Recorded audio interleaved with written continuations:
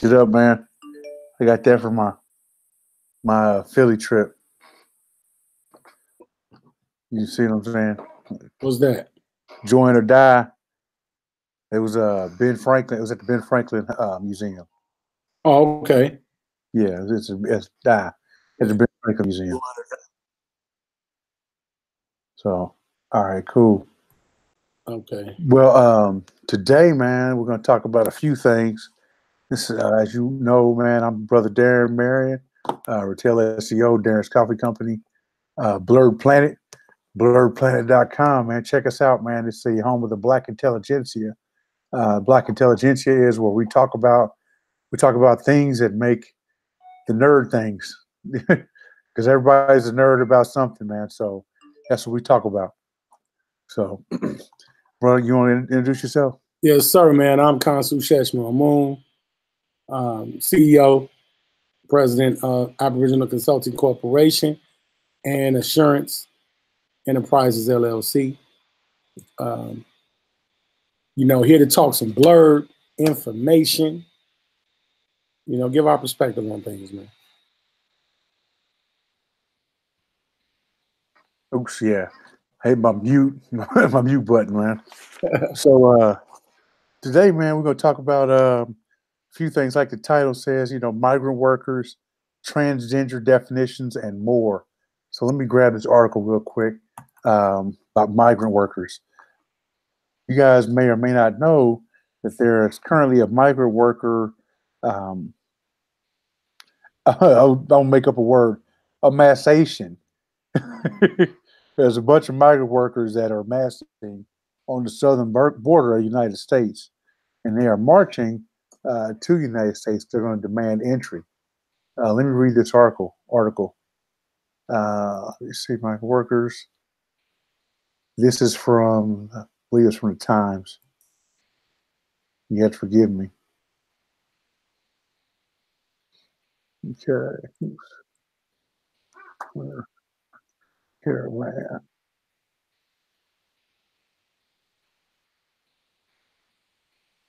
Okay. Yes. All right. This is Time Magazine. So, wow, man, it's crazy, man. So this is in Ciudad Hidalgo, Mexico, or the Hidalgo City in Mexico. Despite Mexican efforts to stop them at a border, a growing throng of Central American migrants resumed their advance toward the U.S. border early Sunday in southern Mexico. The numbers swelled to about 5,000 overnight, and at first light, they set out walking toward the Mexican town of Tapachula, 10 abreast in a line stretching approximately a mile. It was not immediately clear where the additional travelers had materialized from, since about 2,000 gathered on the Mexican side Saturday night. They seemed likely to be people who had been waiting on the bridge over the Suchiate River or in the Guatemalan town of Tecunuman, and who decided to cross during the night. At dawn, there's still an estimated 1,500 immigrants on the Guatemalan side hoping to enter legally. They marched on through Mexico like a ragtag army of the poor, shouting triumphantly slogans like "Si se puedo," or "Yes we could," or "Yes we can." Si se puedo. As they passed through the Mexican villages on the outskirts of Ciudad Hidalgo, they drew applause, cheers, and donations of food and clothing from Mexicans. Maria Teresa Ornana, resident of the neighborhood of Lorenzo, handed out free sandals to the migrants as they passed. It's solidarity, she said. They're our brothers. Olivan Castellanos, 58, a truck driver and a mason from Villanueva, Honduras, said he took a raft across the river after Mexico blocked the bridge. No one will stop us, only God, he said. We knocked down the door and we continued walking. He wants to reach the U.S. to work. I can do this, he said, pointing to the asphalt under his feet. I've made highways. The migrants who said they gave up trying to enter Mexico legally because the asylum application process was too slow gathered Saturday at a park in the border city of Ciudad Hidalgo. They voted by a show of hands to continue north en masse, then marched to the bridge crossing the Suchiate River and urged those still on it to come and join them. The decision to reform the migrant caravan capped a day in which Mexican authorities again refused mass entry to migrants on the bridge, instead accepting small groups for asylum processing and giving out 45-day visitor permits to some. Authorities handed out numbers for people to be processed in a strategy seen before at U.S. border posts when dealing with large number of migrants. But many became and almost done. But many became impatient in circumventing the border gate, crossing the river on rafts, by swimming or by wading in full view of the hundreds of Mexican police manning the blockade on the bridge. Some paid locals the equivalent of $1.25 to ferry them across the muddy waters. They were not detained on reaching the Mexican bank. Sari Bueso, a 24-year-old Honduran mother of two, was another migrant who abandoned the bridge and crossed into Mexico via the river. She clutched her 2-year-old daughter, Dayani, who had recently had a heart operation as she got off a raft. The girl suffered greatly because of all the people crowded on the bridge, Bueso said. There are risks that we must take for the good of our children. So I'm going to skip down a little bit. The caravan listed a series of angry tweets and warnings from Trump early in the week, but Mexico's initial handling of the migrants at its southern border seemed to have satisfied him more recently. So as of this moment, I thank Mexico, Trump said Friday at an event in Scottsdale, Arizona. I hope they continue, but as of this moment, I thank Mexico. If that doesn't work, we're calling up the military, not the Guard. They're not coming into this country, Trump added. The Mexican government is fully engaged in finding a solution that encourages a safe, secure, and orderly migration, State Department spokeswoman Heather Nard said Saturday, and both the United States and Mexico continue to work with Central American governments to address the economic, security, and governance drivers of illegal immigration. So, in short, they're coming in demanding entry into the United States. Mm-hmm. Demanding. Demanding entry. How you feel about that, bro? I think it's due. How I feel about it is I feel very disappointed. I'm not upset at those people for wanting to, get out of their current situation. I'm upset at the lack of political fortitude, especially from, bipartisan parties, the misrepresentation of both parties, Republican or Democrat, that created this stall in immigration policy that allows something like this to happen. Because regardless of how those migrants feel, regardless of their terrible situation, it is the commander-in-chief's responsibility to protect the borders of the United States. And these unfortunate people are going to get caught in the middle. That's what I think, man.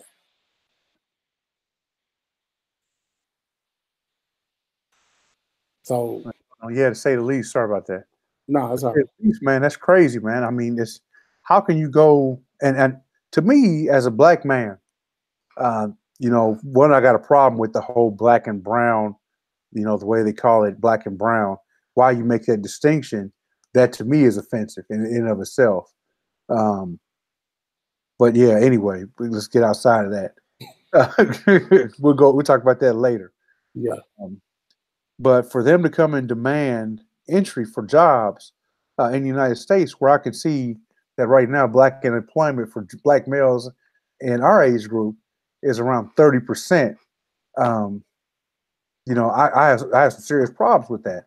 To me, all immigration needs to be stopped until we can bring the black unemployment rate down. So how you feel about that, man? Well, I totally agree. Again, I think that as a black man in America, my priority is black people in America. And the unemployment rate and what they assimilate as what they call employment is horrendous. The living wages are not matching the minimum wage jobs, and those are the jobs that we offer. Those are the jobs that we are privy to. We have privilege to. So definitely, bro, I think that, I totally agree with what you're saying. And I also think that it's going to take reform in the United States with Americans. That should be a priority. I'm going to show an article real quick on black unemployment, just so we could see. You can see my screen or not. Yep.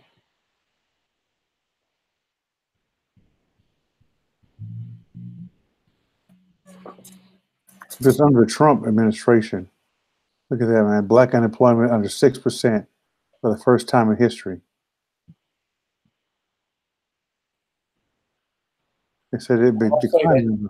What's that? Please don't say that. Don't get people upset. What's that? Black unemployment under 6%? Yeah. For the first time in history? Right. Don't say that. It's somewhat misleading. So let's see how misleading it actually is. Mm-hmm. Okay. It said I was recovering. Let me go back real quick. I saw something that kind of jumped out at me. All right, man. So 5.9% unemployment for blacks, Hispanics 4.9%, Asians 2.1%, and whites 3.5%. Look at this, man. Discrimination play a role in hiring. Now, not to really knock our Hispanic brothers and sisters, but what I've noticed is that when there's a Hispanic person hired into a restaurant or fast food restaurant or a job, shortly thereafter, they're only hiring Hispanics. That's something that I've noticed. And maybe there's no real trend to that. We have to do some studies, but that's kind of what I've noticed up until this point. Have you noticed anything like that? You know, I haven't personally noticed it, but what I do notice is that the disparaging misinformation about employment on a whole. Like, these are bottom numbers. Usually it's usually either greater or less than what the number is told.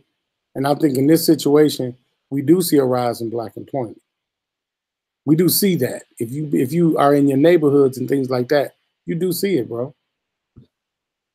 And it's funny to me how sometimes these reports are kind of marred, man. They're never.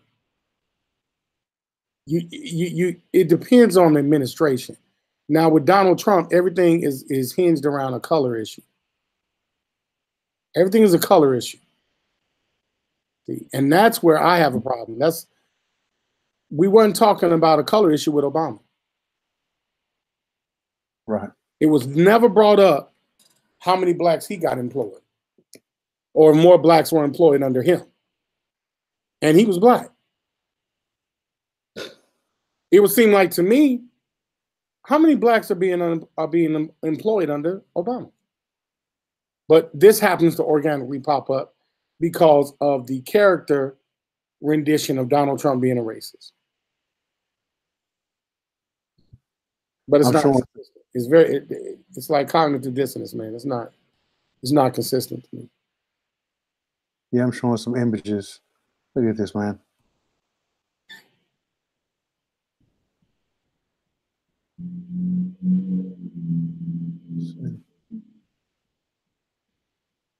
At high noon, the bridge over the border is empty, but then a crowd of thousands, overwhelmed, a small contingent of Guatemalan police springs forward. The Mexican side of the border bridge, you can see a young man actually talking with the Federales, migrant men, trying to explain to them that the people on the bridge are trapped literally between two countries. They've been there almost 24 hours. There's no water, no food. The guys in the river are trying to convince people to jump and are passing up what meager supplies they can.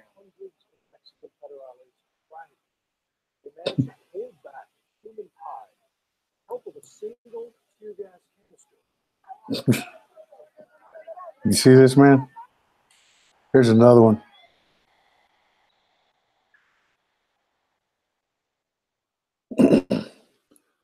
They were playing this just Overwhelmed. Small contingent of Guatemalan police sprints. yeah, this is being played under fair use. So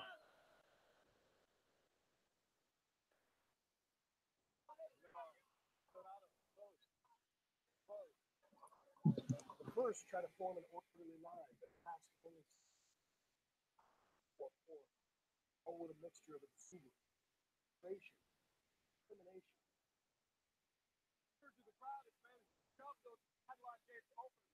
Waiting on the other side, hundreds. I don't know if you can hear this or not. No, not at all, actually. Okay. Yeah. This is they actually are dropping tear gas to keep these people out. Mexico, look at them, man. Look at them, man.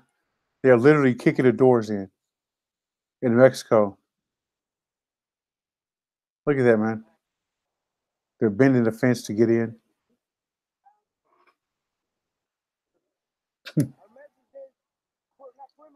They're saying they're not criminals. They want to work, and they're demanding work. They're demanding a better life. You understand that President Trump is going to use the pictures of thousands of people. Look at that, man. Look at that, man. Do you see that? Yeah, that's deep. That's deep, man. Yeah.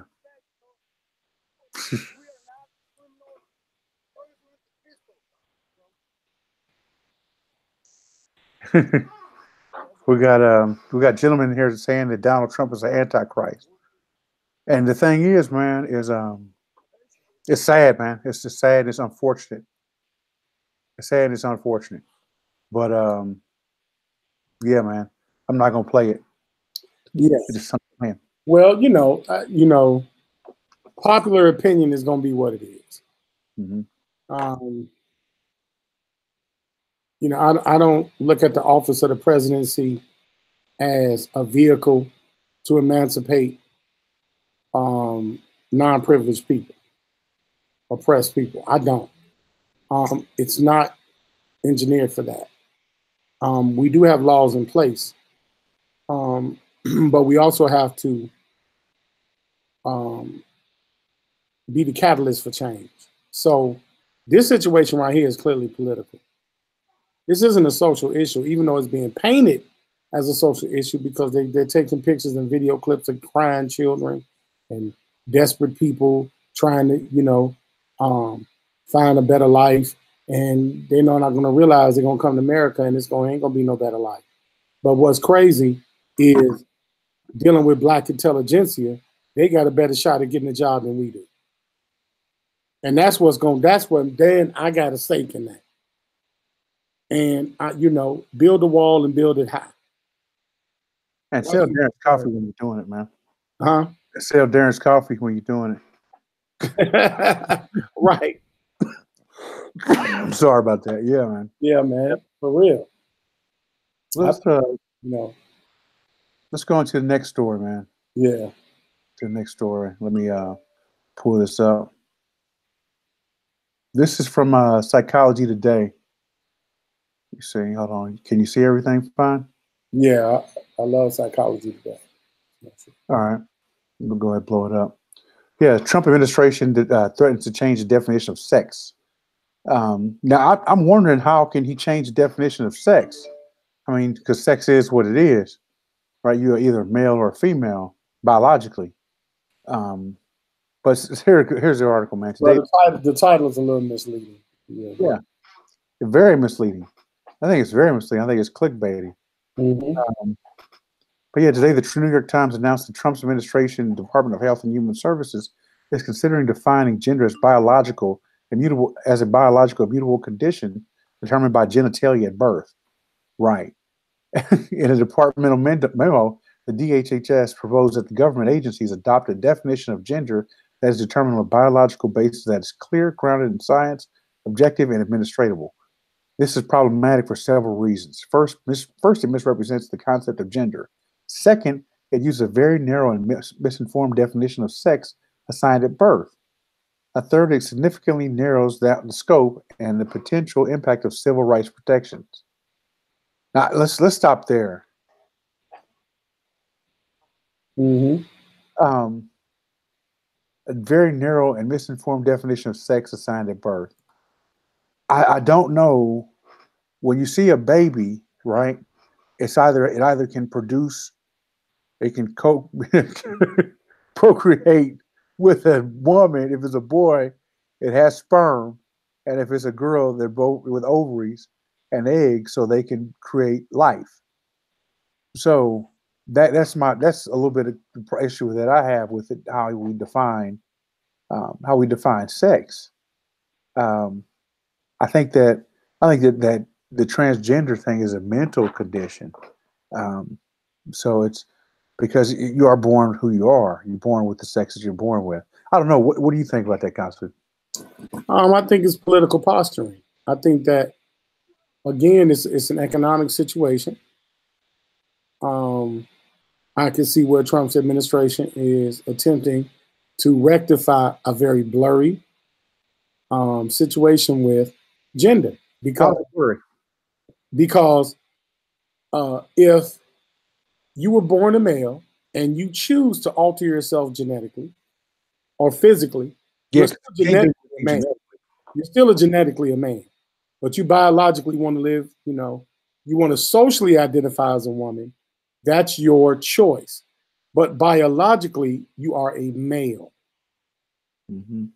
You cannot stop the production of testosterone. You can lower it, but you can't stop it. You can't take the gonads and say, well, since they were taken surgically, I'm not a man anymore. Mm-hmm. That's false flagging to me. That's just political posturing so that you create another means of filibustering socially. I don't think that it's whatever you choose to be socially, let it be a social movement and not a political. And once again, that transgender movement gets in the way of the American African movement. It gets in the way. It cloudies the movement, man. We are underprivileged, and if you notice, we are class below that too. Yeah. What Alan Muhammad said? Right. Now it's this agenda. Mm-hmm. And now you see the effeminization of black men and the emasculation of black women. You see it. Yeah. See it. Yeah. And it's popular now to be a something, to be androgynous and not be identified correctly. Now, men can wrestle females in wrestling. Makes absolutely no sense. Mm-hmm. It's just things that, to me, man, are distractions to dealing with our social, political, and economic needs because of the ethnic privilege that's going on in the country, man. Yeah. Yeah. It greatly affects the black man and black woman in America. Even though historically we've had homosexuals that have been part of the movement, the civil rights movement, like guys like Bayard Rustin. Bayard, I can really think of him primarily. He really preached the peace movement and brought a lot of the homosexual. He was actually convicted later on for lewd, lascivious behavior, for having sex in a park. So I think that it's scary, man. Mm-hmm. Scary because if when you by defining sex, someone can mentally let's say if I was and I have a problem with the bathrooms. I have a daughter, and if someone were to say a male who just said who called himself a woman, because really they're dressing up. To be honest with you, they're playing just they're playing a game of dress up. I mean, to be honest with you, just a really engaged game of dress up. Because Right. no matter what, you're still a man. Mm-hmm.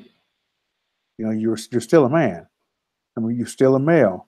That is what defines your genetics, or what defines who you are. And I agree wholeheartedly with the Trump administration on this, because now I don't have a problem with gay marriage. If two people want to, I've been married 18 years, man. It's coming up this week, and if two people want to go through Shawshank, put themselves through hell for 18 plus years, if they want to do that to themselves, then yeah, man, go for it. Even if you call yourself transgender, go for it. But a lot of times I see transgender males, um, people who they call themselves female, they end up getting married to, or having a homosexual relationship, quote unquote homosexual relationship, with another female. My question is, why didn't you just stay a male and do that? Exactly. That's a good question. That's a damn good question. I'm looking for the answer. I mean, really, man. Well, why not stay a male and do that? So, yeah, that's pretty much what I got for today, man.